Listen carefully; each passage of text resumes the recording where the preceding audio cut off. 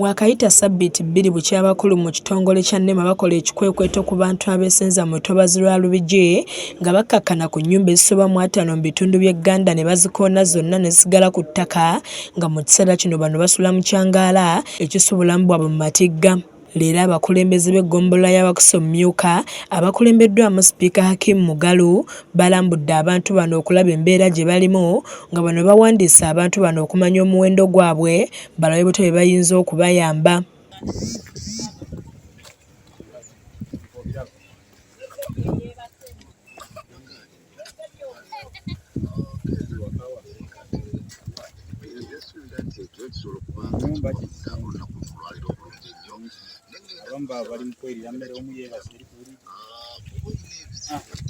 Abantu bano balombozza ennaku gye bayitamu okuva ennyumba zaabwe lwe zaamenyebwa nga basula bweru ng'ate n'abaana baabwe tebakyasoma.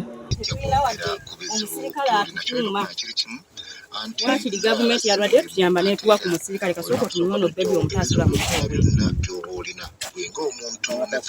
ky'okwamaanyi basinadde omusirikale akuuma wakiri yandibadde agamba tukokereza omusirikale wa poliisi ajje nga nkula kuba nsula wabweru ate sinagi.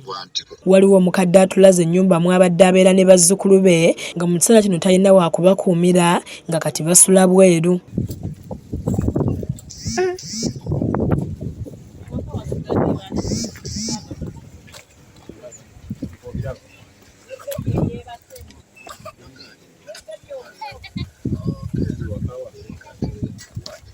Abamu baasalawo okuteekawo ekitundu baali nga kati mwe basula n'abaana baabwe nga mulimu n'abalina abawere.